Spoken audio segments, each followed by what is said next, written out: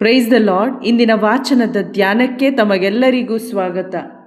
ಇಂದಿನ ಶುಭ ಸಂದೇಶದಲ್ಲಿ ಯೇಸು ಸ್ವಾಮಿ ನಮ್ಮೆಲ್ಲರಿಗೆ ಧರ್ಮಶಾಸ್ತ್ರಿಗಳ ಹಾಗೂ ಫರಿಸಾಯರ ಧರ್ಮನಿಷ್ಠೆಗಿಂತ ನಿಮ್ಮ ಧರ್ಮನಿಷ್ಠೆ ಉತ್ತಮವಾಗದ ಹೊರತು ನೀವು ಸ್ವರ್ಗ ಸಾಮ್ರಾಜ್ಯವನ್ನು ಪ್ರವೇಶಿಸಲಾರಿರಿ ಎಂಬುದು ನಿಶ್ಚಯ ಎಂಬುದಾಗಿ ತಿಳಿಸುತ್ತಾರೆ.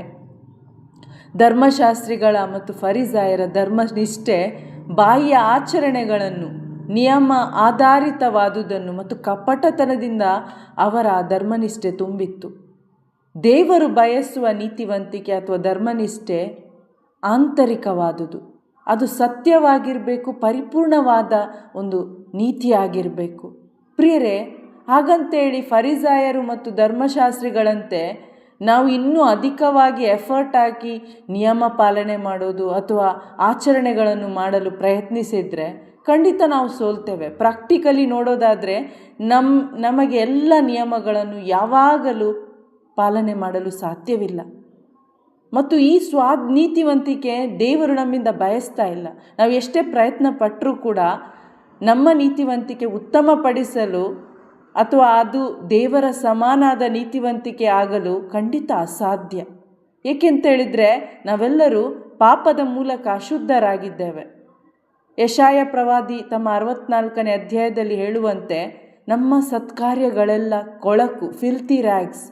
ಆದ್ದರಿಂದ ಪ್ರಿಯರೇ, ಮೊದಲು ನಮಗೆ ಯೇಸು ಕ್ರಿಸ್ತರಿಂದ ಲಭಿಸುವ ನೀತಿವಂತಿಕೆಯನ್ನು ನಾವು ನಮ್ಮಲ್ಲಿ ಸ್ವೀಕಾರ ಮಾಡಬೇಕು. ನಮ್ಮ ನೀತಿ ಹೋಗಿ ಯೇಸು ನೀತಿ ಒಳಗೆ ಬರಬೇಕು. ಪ್ರಿಯರೇ, ಕ್ರಿಸ್ತನ ನೀತಿವಂತಿಕೆ ಮಾತ್ರ ದೇವರಿಗೆ ಮೆಚ್ಚುಗೆಯಾದ, ಅತಿ ಉತ್ತಮವಾದ, ದೇವರು ಇಷ್ಟಪಡುವ ಎಲ್ಲ ಬೇಡಿಕೆಗಳನ್ನು ಪೂರೈಸಿದ ನೀತಿವಂತಿಕೆ ಆಗಿದೆ. ಈ ಕ್ರಿಸ್ತನ ನೀತಿವಂತಿಕೆ ನಮ್ಮದಾಗಿಸಲು ನಾವು ತುಂಬ ಎಫರ್ಟ್ ಹಾಕಬೇಕಾಗಿಲ್ಲ. ಅದು ಉಚಿತವಾಗಿ ಲಭಿಸುವ, ದೇವರೇ ನಮಗೆ ಕೊಟ್ಟಿರುವ ನೀತಿವಂತಿಕೆ ಆಗಿದೆ. ನಾವು ಈ ನೀತಿವಂತಿಕೆಯಲ್ಲಿ ಶುಭ ಸಂದೇಶವಾದ ಯೇಸು ಕ್ರಿಸ್ತರಲ್ಲಿ ವಿಶ್ವಾಸ ಇಟ್ಟರೆ ಸಾಕು. ಕೃಪೆಯಾಗಿ ದೇವರೊಂದಿಗೆ ಸತ್ಸಂಬಂಧವನ್ನು ನಾವು ಪಡೆಯುತ್ತೇವೆ. ದೇವರ ದೃಷ್ಟಿಯಲ್ಲಿ ಯಾರೆಲ್ಲ ಯೇಸು ಕ್ರಿಸ್ತರಲ್ಲಿ ವಿಶ್ವಾಸ ಇಟ್ಟಿದ್ದಾರೋ ಅವರು ಒಂದು ಪಾಪವಿಲ್ಲದಂತೆ ಕಾಣ್ತಾರೆ. ಇದು ದೇವರ ಕರುಣೆ ಮತ್ತು ಕೃಪೆಯಾಗಿದೆ. ಅವರೇ ಅದನ್ನು ಜಗತ್ತು ಸೃಷ್ಟಿಯಾಗುವ ಮುಂಚೆ ಹಾಗೆಯೇ ನಿರ್ಣಯಿಸಿದ್ದಾರೆ. ಪ್ರಿಯರೇ, ಯೇಸು ಕ್ರಿಸ್ತರಿಂದ ನಮಗೆ ಲಭಿಸಿದ ನೀತಿಯನ್ನು ನಮ್ಮ ಸಂಪಾದನೆ ಅದು ಇಲ್ಲದಿದ್ದರೂ ಕೂಡ, ಸಂಪಾದನೆ ಅಲ್ಲ ಅದು ದೇವರು ವಿಶ್ವಾಸಿಗಳೆಲ್ಲರಿಗೆ ಕೊಡುವ ಅವರ ನೀತಿವಂತಿಕೆಯಾಗಿದೆ. ದೇವರು ನಮ್ಮನ್ನು ನೀತಿವಂತರೆಂದು ಅವರೇ ಪರಿಗಣಿಸಿದ್ದಾರೆ. ದೇವರು ಇದನ್ನು ಲೆಕ್ಕಕ್ಕೆ ಸೇರಿಸಿದ್ದಾರೆ. ಹಾಗಾದರೆ ಪ್ರಿಯರೇ, ನಾವು ಮೊದಲು ಯೇಸು ನೀತಿವಂತಿಕೆಯಲ್ಲಿ ವಿಶ್ವಾಸ ಇಡೋಣ. ನಮ್ಮ ಹೃದಯ ಪರಿವರ್ತನೆಗಾಗಿ ನಮ್ಮ ಆಸೆ, ಆಕಾಂಕ್ಷೆ, ನಮ್ಮ ಉದ್ದೇಶಗಳು ಹೋಗಿ ದೇವರ ಉದ್ದೇಶ, ಆಸೆ, ಆಕಾಂಕ್ಷೆ ನಮ್ಮ ಹೃದಯದಲ್ಲಿ ಬರಬೇಕು. ಅದು ವಿಶ್ವಾಸದ ಮೂಲಕ ಸಾಧ್ಯ. ಯೇಸು ಕ್ರಿಸ್ತರಲ್ಲಿ ಶುಭ ಸಂದೇಶದಲ್ಲಿಟ್ಟಿರುವ ವಿಶ್ವಾಸದಿಂದ ಈ ಕಾರ್ಯ ನಮ್ಮಲ್ಲಿ ಆಗುತ್ತೆ. ಆಂತರಿಕ ಮಾನಸಾಂತರವಾಗುತ್ತೆ. ಹೌದು ಪ್ರಿಯರೇ, ದೇವರೇ ಎಜೆಕಿಯೇಲ್ ಪ್ರವಾದಿಯ ಮುಖಾಂತರ ಹೇಳಿದಂತೆ, ನಾನು ನಿಮಗೆ ಹೊಸ ಮನಸ್ಸನ್ನು ಕೊಟ್ಟು ನನ್ನಲ್ಲಿ ನಿಮ್ಮ ಸ್ವಭಾವವನ್ನು ಹುಟ್ಟಿಸುವೆನು. ನಿಮ್ಮ ಕಲ್ಲಾದ ಹೃದಯವನ್ನು ನಿಮ್ಮಿಂದ ತೆಗೆದು ಮೃದುವಾದ ಹೃದಯವನ್ನು ನಿಮಗೆ ದಯಪಾಲಿಸುವೆನು.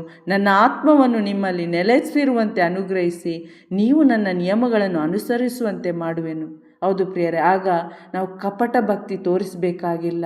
ನಾವು ಖಂಡಿತ ದೇವರನ್ನು ಮೆಚ್ಚಿಸಲು, ಮಹಿಮೆಪಡಿಸಲು ನೋಡ್ತೇವೆ. ಅವರ ಆತ್ಮರು ನಮ್ಮಲ್ಲಿರೋದ್ರಿಂದ ನಾವು ಕೇವಲ ಕೊಲೆ ಮಾಡೋದು ಮಾತ್ರ ಪಾಪ ಎಂದು ಪರಿಗಣಿಸಲ್ಲ. ಬದಲಾಗಿ ಕೋಪ ಇಟ್ಟುಕೊಳ್ಳುವುದು ಕೂಡ ಪಾಪ, ವ್ಯಭಿಚಾರ ಮಾಡುವುದು ಮಾತ್ರ ಪಾಪ ಅಲ್ಲ, ಕಾಮುಕ ದೃಷ್ಟಿಯಿಂದ ನೋಡುವುದು ಕೂಡ ಪಾಪ ಎಂದು ನಮ್ಮೊಬ್ಬೊಬ್ಬರಿಗೆ ಒಳಗಿಂದ ಮನವರಿಕೆ ಆಗುತ್ತೆ. ಮತ್ತು ಈ ಒಂದು ಸತ್ಕಾರ್ಯದಲ್ಲಿ ದೇವರು ಬಯಸುವ ಕಾರ್ಯಗಳನ್ನು ಮಾಡಲು ನಾವು ಮುಂದಾಗುತ್ತೇವೆ ಮತ್ತು ನಮ್ಮ ಧರ್ಮನಿಷ್ಠೆ ಫರಿಸಾಯರ ಧರ್ಮನಿಷ್ಠೆಗಿಂತ ಉತ್ತಮವಾಗುತ್ತೆ. ಆಮೇನ್. Praise the lord.